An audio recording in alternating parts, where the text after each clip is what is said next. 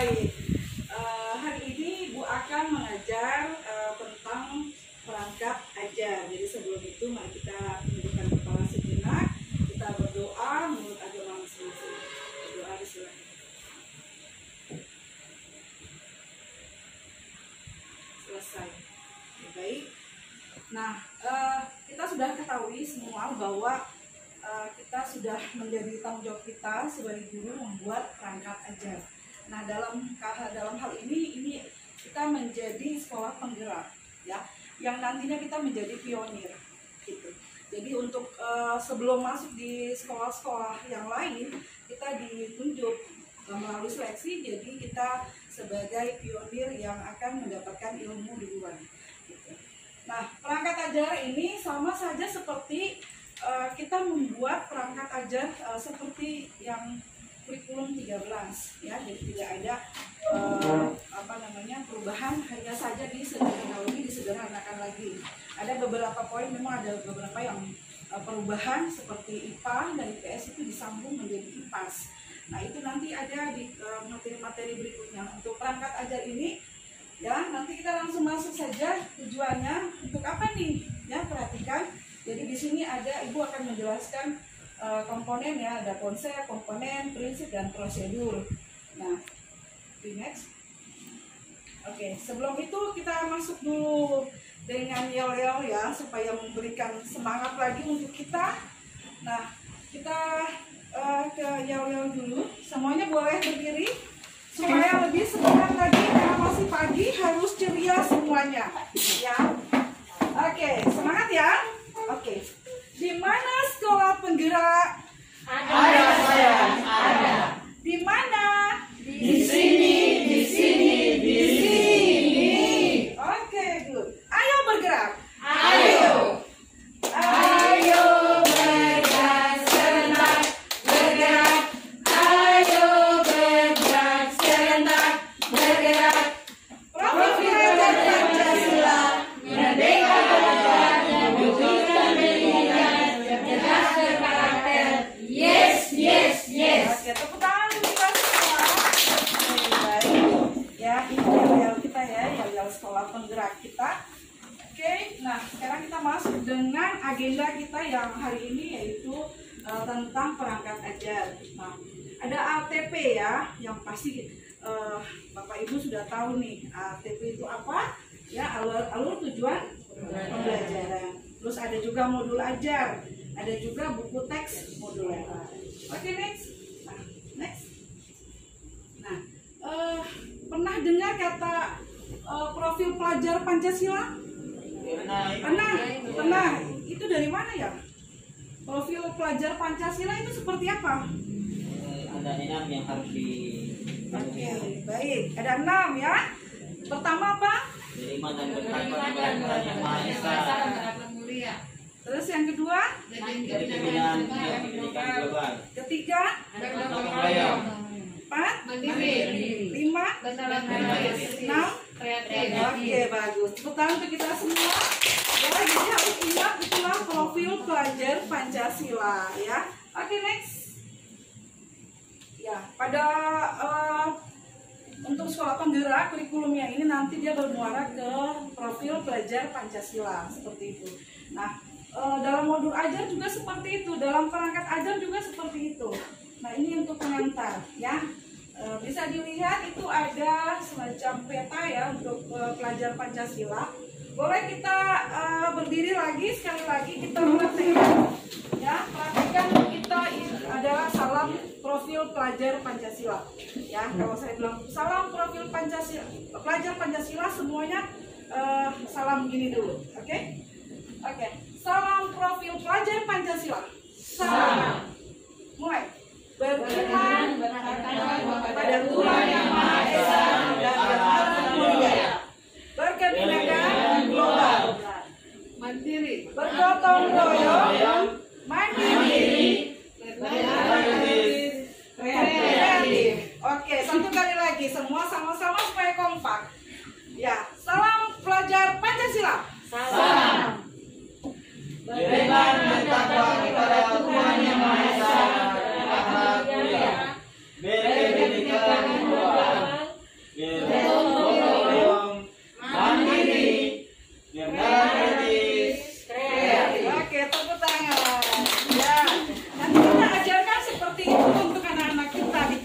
ya pada saat kita nanti pembelajaran tatap muka. Jadi diharapkan semua guru tuh harus hafal itu adalah salam profil pelajar Pancasila ya. Tadi sudah hafal ya seperti itu. Jadi nanti diajarkan jadi setiap pelajaran sebelum masuk dalam pelajaran kita harus memberikan salam. Biasanya kan tepuk PPK ya. Salam PPK, tepuk PPK. Nah, kita pakai salam profil pelajar Pancasila. Oke. Nah, ini pengantar. Pelajar Indonesia merupakan pelajar sepanjang hayat. Ya, yang kompeten dan memiliki karakter. Jelas ya, udah jelas sekali memiliki karakter, yaitu sesuai dengan nilai-nilai Pancasila. Nah, pernyataan tersebut merupakan rumusan profil pelajar Pancasila, biasa disebut P3. Tapi tidak boleh disebut P3, PPP. Tidak boleh dibilang P3, nanti lain ceritanya. Nah, melalui profil pelajar Pancasila, pelajar Indonesia diharapkan memiliki budi pekerti luhur sesuai dengan tujuan dan cita-cita Pancasila. Nah, dalam mencapai profil pelajar Pancasila, kurikulum harus disesuaikan, ya, dan terdapat elemen-elemen baru yang ada di dalam kurikulum.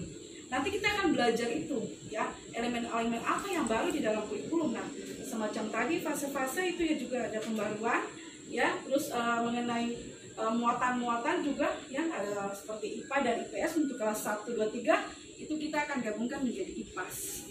Tapi itu untuk kelas rendah ya. Oke, next. Nah, ini ATP-nya ya, alur tujuan. Nah, ini konsep yang nanti kita akan pelajari. Udah next saja. Next. Oke.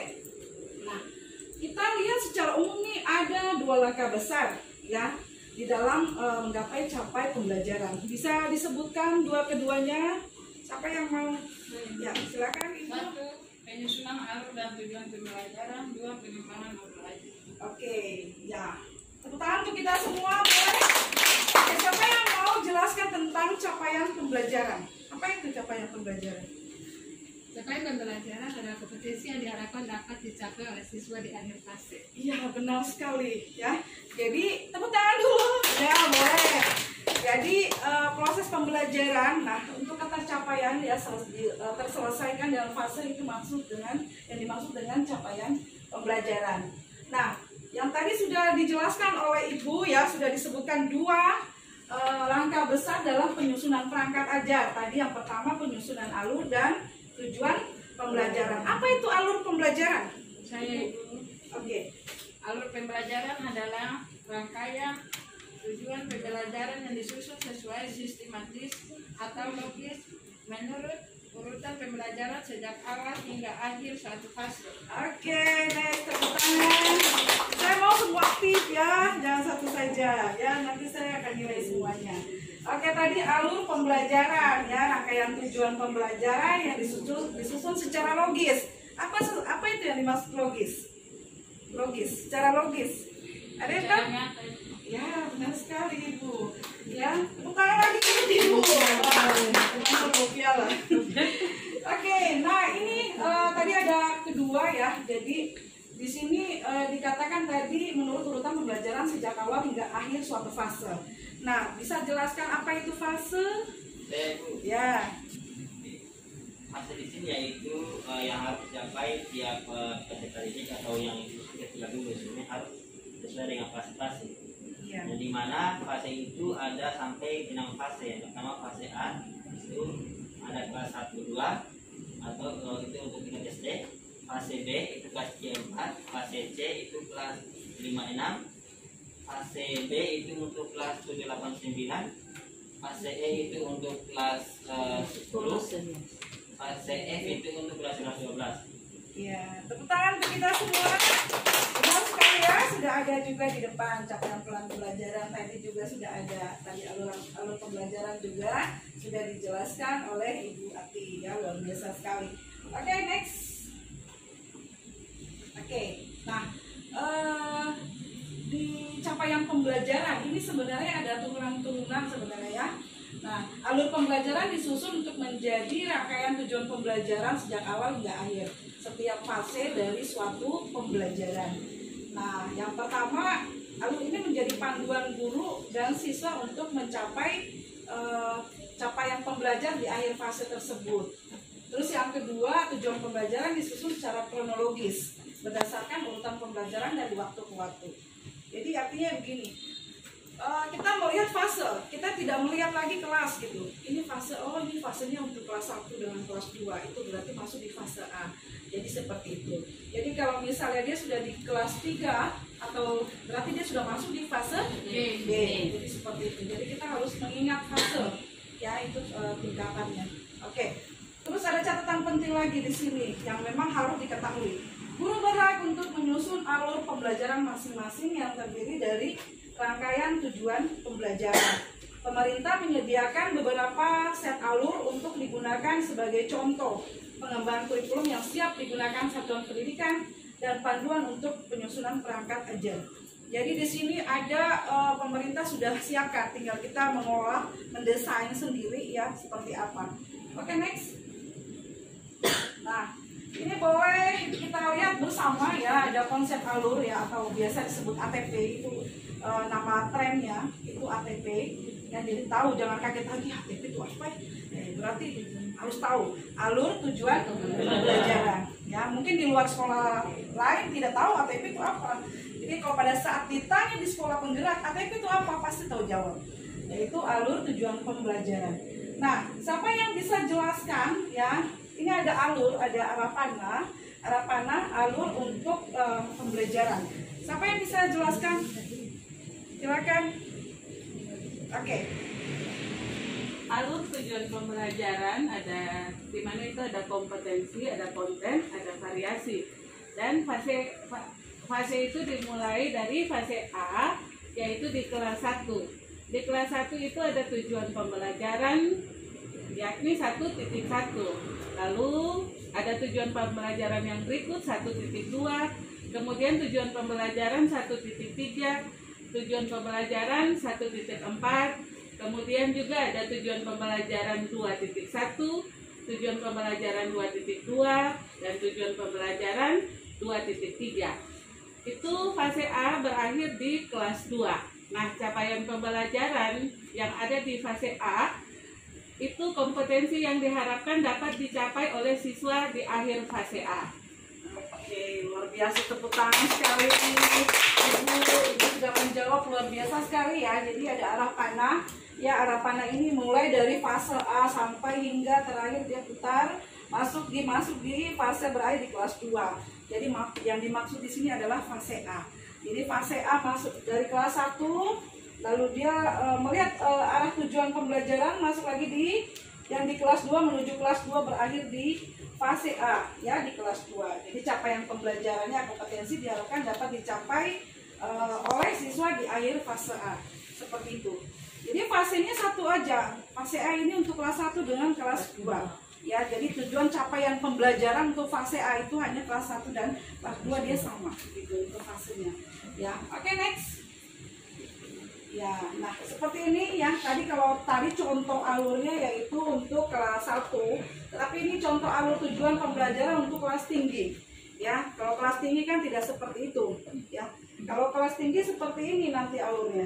Jadi ini untuk kelas tinggi. Bukan untuk kelas tinggi tapi untuk kelas 10. Ya, jangan sampai kelas tinggi berarti kelas 45 lagi. Tidak ya. Ini untuk kelas 10. Kelas berapa ya? 10 ya? SMP.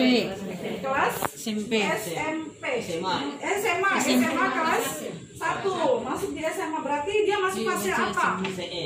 Fase E. E atau F? E. Oke ya. Tadi kan sudah diajar tentang fase-fase, jadi harus tahu. Oke, nah perhatikan ini capaian pembelajarannya. Jadi tujuan pembelajarannya ya adalah sampai berapa? Sampai di bawah. Ini contoh alur untuk kelas fase E tadi. Gitu. Oke, next. Oke, berarti sudah selesai ya. Itu kita masuk dengan konsep alur ATP, atau kita masuk dengan alur tujuan pembelajaran yang tadi saya sudah sampaikan. Itu nanti banyak sekali konsep-konsep yang harus dibaca dan diterapi ya, termasuk juga kurikulum. Nah, kurikulum itu sangat bagus sekali ya, karena di dalamnya dia bermuara, kita mendesain sendiri ya. Terus apa di dalamnya itu yaitu untuk semata-mata untuk apa? Bermuara ke peserta Jadi. ya, bermuara ke pendidikan yang merdeka belajar sesuai dengan tadi profil pelajar Pancasila. Oke, itu saja dari saya. Tetap semangat ya. Sekali lagi semangat pagi. Pagi luar biasa, tetap semangat. Tetap semangat lagi nih. Tetap semangat. Di saya semangat pagi. Pagi luar biasa, tetap semangat. Oke, terima kasih. Itu saja dari saya. Nanti tolong dibaca lagi kembali untuk pembelajaran kita semua supaya kita lebih memahami lagi dan lebih mengetahui konsep-konsep yang lain. Itu saja ya. Wabillahi taufiq wal hidayah. Wassalamualaikum warahmatullahi wabarakatuh. Selamat pagi. Pagi. Oke.